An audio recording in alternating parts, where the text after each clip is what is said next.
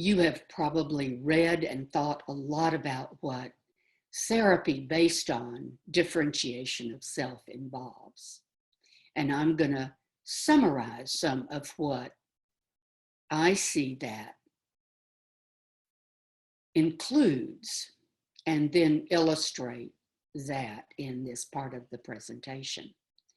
That increasing the ability to be a more separate self in important relationships produces the changes internally in which thinking becomes separate enough from emotional reacting to be able then to influence, to transform, inform the reactivity and the automatic process we all live with.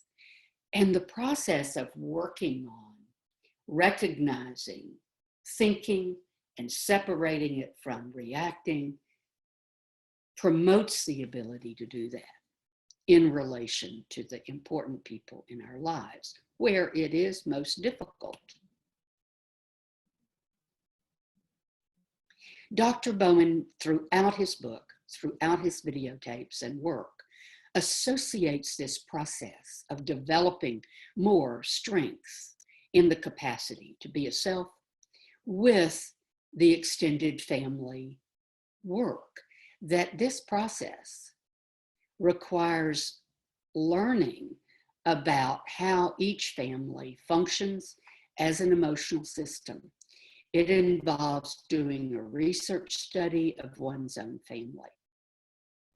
And that process is the work.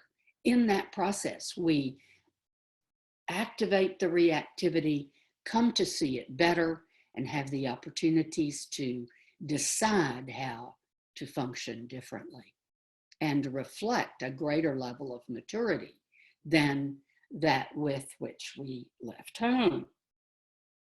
In this process of research, it's easier to see the emotional triangles and the patterns in the part we play than it is in the close-up, intimate, and most intense relationships. So this extended family work on differentiation of self in the family, involves increasing one-to-one contact with as many family members as possible.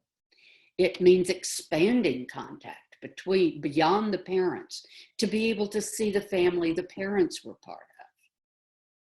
It involves working toward a person-to-person relationship with every member of the family, using genealogical research, family stories, public documents, doing the basic research to develop a factual history of the family.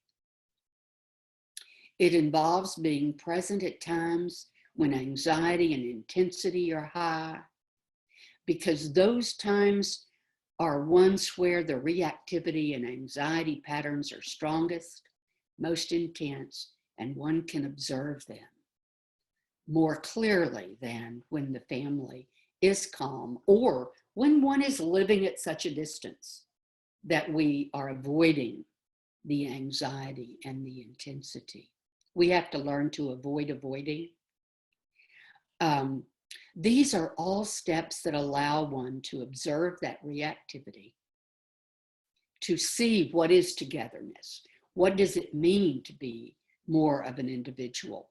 What are the indicators of individuality present in the documents of in the public documents of a family history? Can you tell from looking at someone's will and how the land is transmitted, who is functioning more as an individual, and whether the togetherness forces are determining those major decisions in the life of a family? Can you see the triangles? Can you see the anxiety?